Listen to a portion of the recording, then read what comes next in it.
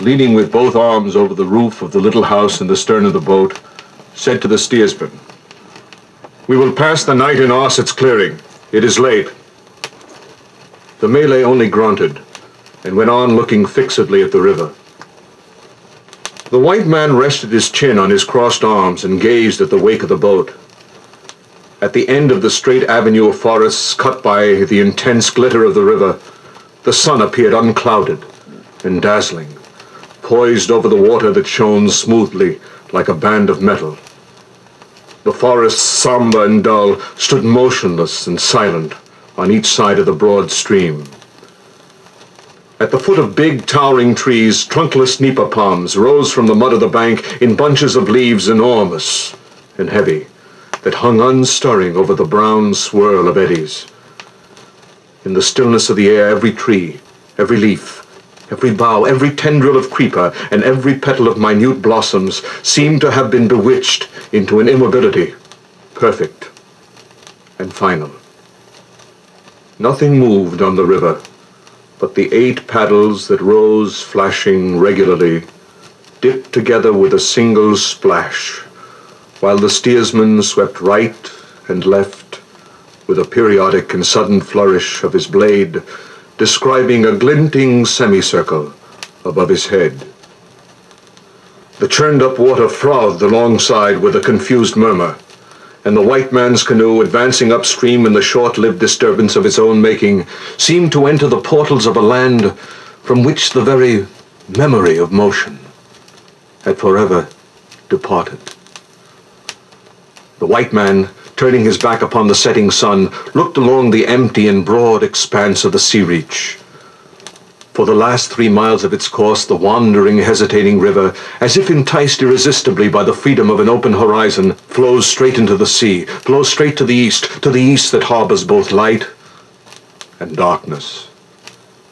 Astern of the boat, the repeated call of some bird, a cry discordant and feeble, skipped along over the smooth water and lost itself before it could reach the other shore in the breathless silence of the world. The steersman dug his paddle into the stream and held hard with stiffened arms, his body thrown forward. The water gurgled aloud, and suddenly the long, straight reach seemed to pivot on its center. The forest swung in a semicircle, and the slanting beams of sunset touched the broadside of the canoe with a fiery glow, throwing the slender and distorted shadows of its crew upon the streaked glitter of the river. The white man turned to look ahead. The course of the boat had been altered at right angles to the stream, and the carved dragon head on its prow was pointing now at a gap in the fringing bushes of the bank. It glided through, brushing the overhanging twigs, and disappeared from the river like some slim and amphibious creature, leaving the water for its lair in the forests. The narrow creek was like a ditch, tortuous, fabulously deep, filled with gloom under the thin strip of pure and shining blue of the heaven. Immense trees soared up, invisible behind the festooned draperies of creepers. Here and there, near the glistening blackness of the water, a twisted root of some tall tree showed among the tracery of small ferns, black and dull, writhing and motionless, like an arrested snake. The short words of the paddlers reverberated loudly between the thick and somber walls of vegetation. Darkness oozed out from between the trees, through the tangled maze of the creepers, from behind the great fantastic and unstirring leaves. The darkness, mysterious and invincible. The darkness, scented and poisonous, of impenetrable forests. The men poled in the shoaling water. The creek broadened, opening out into a wide sweep of a stagnant lagoon. The forest receded from the marshy bank, leaving a level strip of bright green, reedy grass to frame the reflected blueness of the sky. A fleecy pink cloud drifted high above, trailing the delicate coloring of its image under the floating leaves and the silvery blossoms of the lotus. A little house perched on high piles appeared black in the distance. Near it, 2 tall nibang palms that seemed to have come out of the forests in the background leaned slightly over the ragged roof with a suggestion of sad tenderness and care in the droop of their leafy and soaring heads. The steersman, pointing with his paddle, said, "Osset is there. I see his canoe fast between the piles." The polers ran along the side of the boat, glancing over their shoulders at the end of the day's journey. They would have preferred to spend the night somewhere else than on this lagoon of weird aspect and ghostly reputation. Moreover, they disliked Osset, first as a stranger, and also because he who repairs a ruined house and dwells in it proclaims that he is not afraid to live amongst the spirits that haunt the places abandoned by mankind. Such a man can disturb the course of fate by glances or words, while his familiar ghosts are not easy to propitiate by casual wayfarers upon whom they long to wreak the malice of their human master. White men care not for such things, being unbelievers and in league with the father of evil who leads them unharmed through the invisible dangers of this world. To the warnings of the righteous they oppose an offensive pretense of disbelief. What is there to be done? So they thought, throwing their weight on the end of their long poles. The big canoe glided on swiftly, noiselessly, and smoothly toward Osset's clearing, till, in a great rattling of poles thrown down and the loud murmurs of "Allah be praised," it came with a gentle knock against the crooked piles below the house. The boatmen with uplifted faces shouted discordantly, "Osset, oh Osset!" Nobody came. The white man began to climb the rude ladder giving access to the bamboo platform before the house. The juragan of the boat said sulkily, "We will cook in the sampan and sleep on the water." "Pass my blankets in the basket," said the white man curtly. He knelt on the edge of the platform to receive the bundle. Then the boat shoved off, and the white man, standing up, confronted Osset, who had come out through the low door of his hut. He was a man young, powerful, with broad chest and muscular arms. He had nothing on but his sarong. His head was bare. His big soft eyes stared eagerly at the white man, but his voice and demeanor were composed as he asked without any words of greeting, "Have you medicine, Tuan?" "No," said the visitor in a startled tone. "No, why? Is there sickness in the house?" "Enter and see," replied Osset, in the same calm manner, and turning short round, passed again through the small doorway. The white man, dropping his bundles, followed. In the dim light of the dwelling, he made out on a couch of bamboos a woman stretched on her back under a broad sheet of red cotton cloth. She lay still, as if dead, but her big eyes, wide open, glittered in the gloom, staring upward at the slender rafters, motionless and unseeing. She was in a high fever and evidently unconscious. Her cheeks were sunk slightly, her lips were partly open, and on the young face there was the ominous and fixed expression, the absorbed, contemplating expression of the unconscious who are going to die. The two men stood looking down at her in silence. "Has she been long ill?" asked the traveler. "I have not slept for 5 nights," answered the Malay in a deliberate tone. "At first she heard voices calling her from the water and struggled against me who held her. But since the sun of today rose, she hears nothing. She hears not me. She sees nothing. She sees not me. Me." He remained silent for a minute, then asked softly, "Tuan, will she die?" "I fear so," said the white man sorrowfully.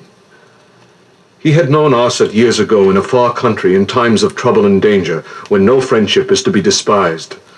And since his Malay friend had come unexpectedly to dwell in the hut in the lagoon with a strange woman, he had slept many times there in his journeys up and down the river. He liked the man who knew how to keep faith in counsel and how to fight without fear by the side of his white friend. He liked him, not so much perhaps as a man likes his favorite dog, but still he liked him well enough to help and ask no questions. To think sometimes vaguely and hazily in the midst of his own pursuits about the lonely man and the long-haired woman with audacious face and triumphant eyes who lived together hidden by the forests, alone and feared.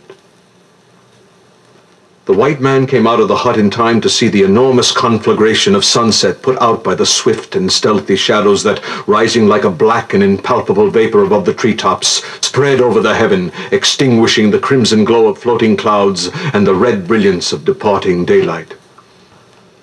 In a few moments, all the stars came out above the intense blackness of the earth, and the great lagoon, gleaming suddenly with reflected lights, resembled an oval patch of night sky flung down into the hopeless and abysmal night of the wilderness.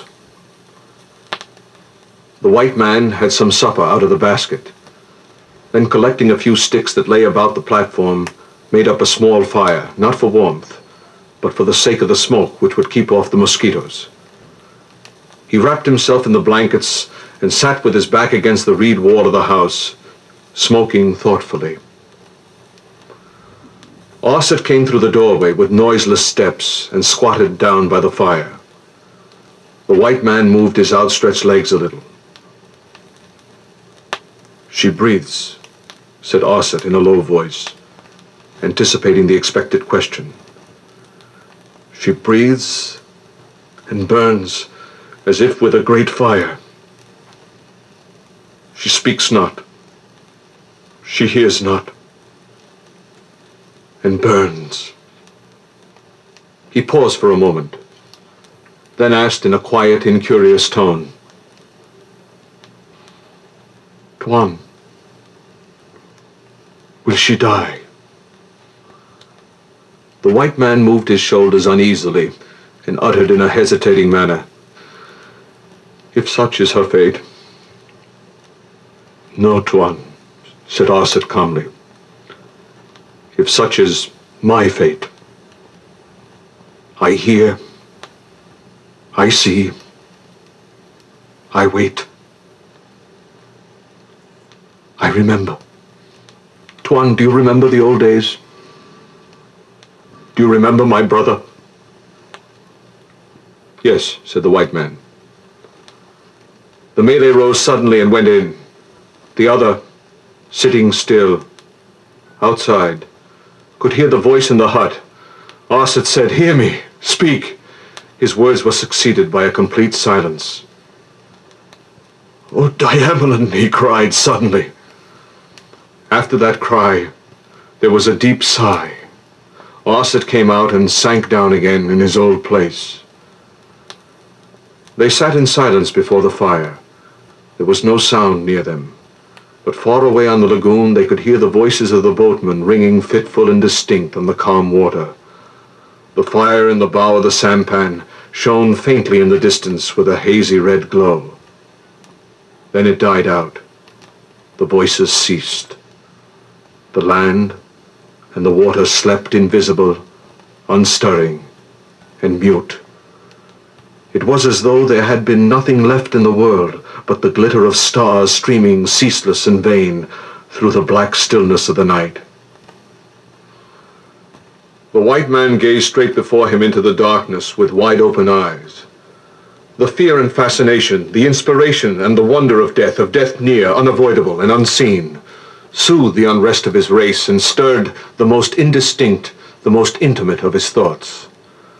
The ever-ready suspicion of evil, the gnawing suspicion that lurks in our hearts, flowed out into the stillness round him, into the stillness profound and dumb, and make it appear untrustworthy and infamous, like the placid and impenetrable mask of an unjustifiable violence.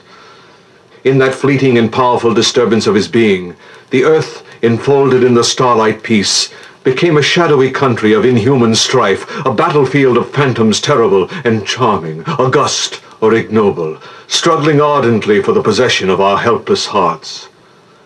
An unquiet and mysterious country of inextinguishable desires and fears. A plaintive murmur rose in the night, a murmur saddening and startling, as if the great solitude of surrounding woods had tried to whisper into his ear the wisdom of their immense and lofty indifference. Sounds hesitating and vague floated in the air around him, shaped themselves slowly into words, and at last flowed on gently in a murmuring stream of soft and monotonous sentences. He stirred, like a man waking up, and changed his position slightly. Arset, motionless and shadowy, sitting with bowed head under the stars, was speaking in a low and dreamy tone. For where can we lay down the heaviness of our trouble, but in a friend's heart? A man must speak of war and of love. You, Tuan, know what war is. You have seen me in time of danger seek death as other men seek life. A writing may be lost, a lie may be written, but what the eye has seen is truth and remains in the mind. I remember, said the white man quietly. Arset went on with mournful composure. Therefore, I shall speak to you of love. Speak in the night. Speak before both night and love are gone, and the eye of day looks upon my sorrow and my shame, upon my blackened face, upon my burnt-up heart. A sigh, short and faint, marked an almost imperceptible pause, and then his words flowed on without a stir, without a gesture.